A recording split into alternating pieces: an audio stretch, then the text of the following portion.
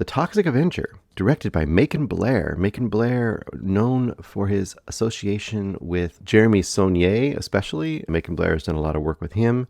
Macon Blair has also done his own directing.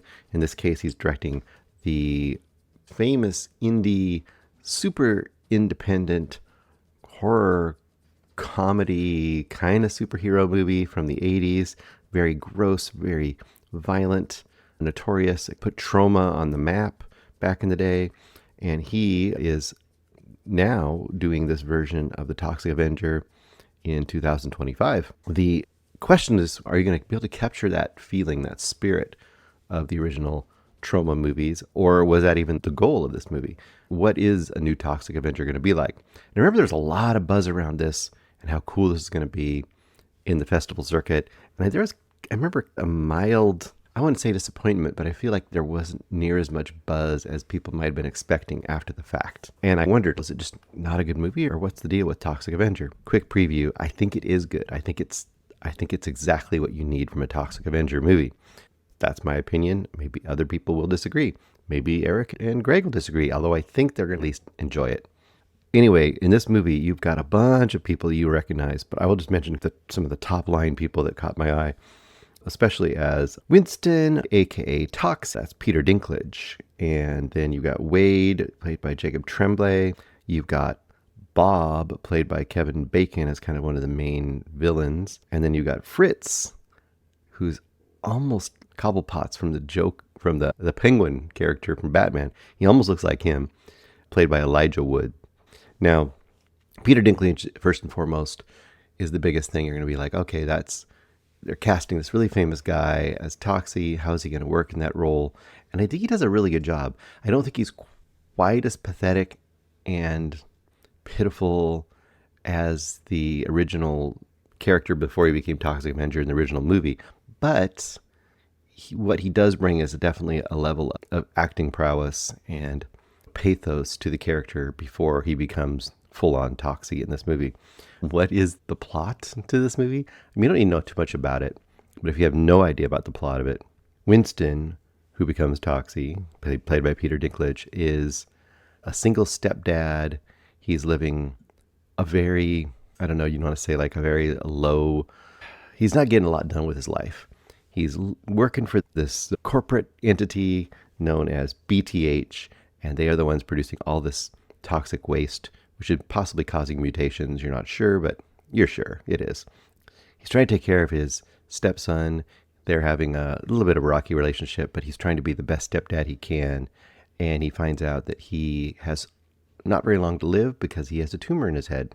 A tumor, brain tumor. He's having issues with healthcare and just all the kind of things you'd expect in modern society, right?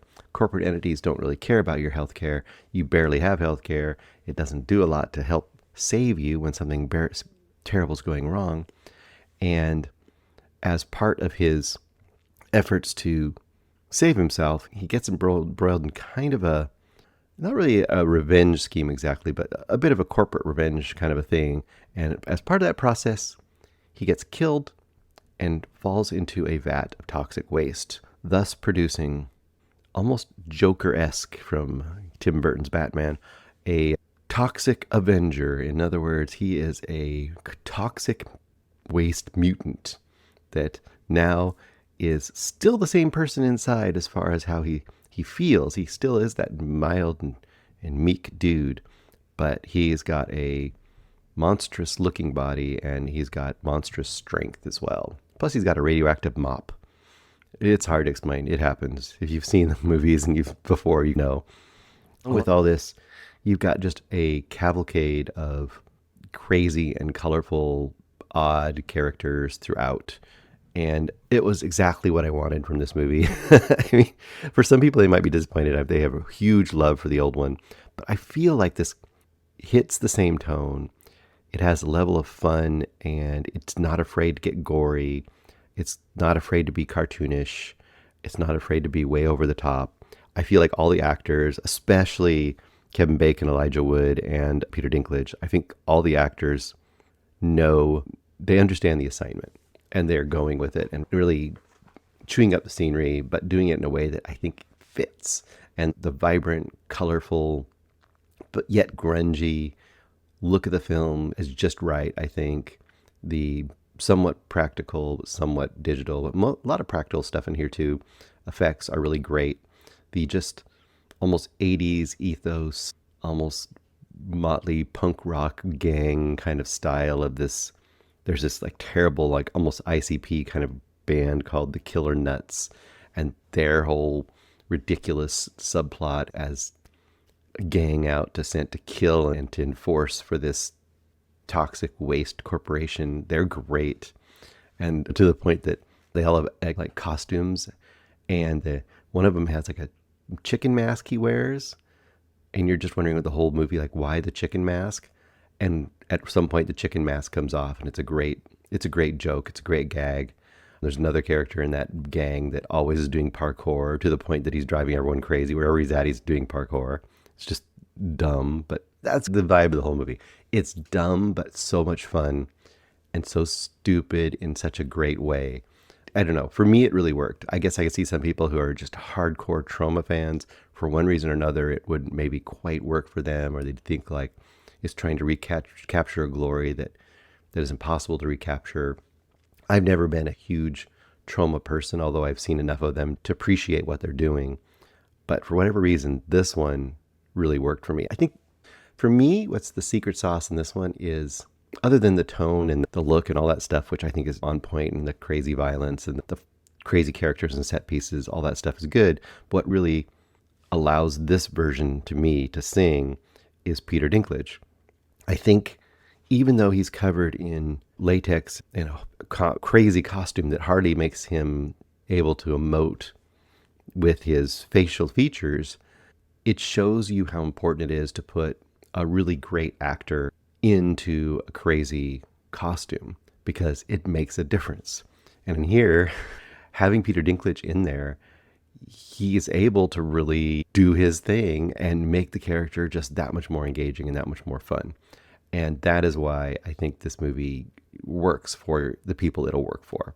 Now, all of the praise and things I'm saying about this aside, this is not going to obviously work for everybody.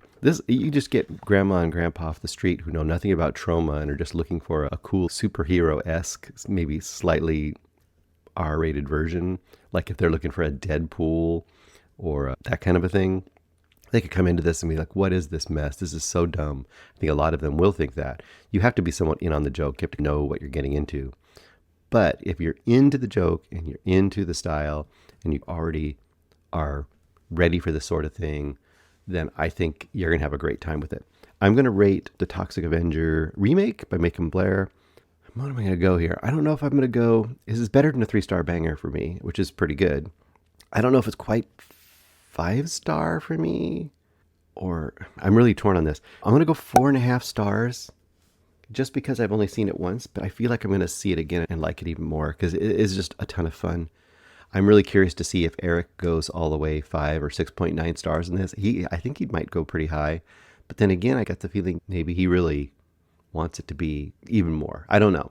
For me, this is right up on that Frankie Frico sort of a scale. The Psycho Gorman, if you like that kind of style, that kind of thing, this is right in there, and I think it's pretty darn close to those. So I'm going to go 4.5 stars for the Toxic Avenger remake. Hey guys, thanks so much for watching this video. For more movie and television reviews and interviews, please subscribe to my Deepest Dream channel. Like, comment, share, subscribe. And as always, thanks so much for your support. Take care.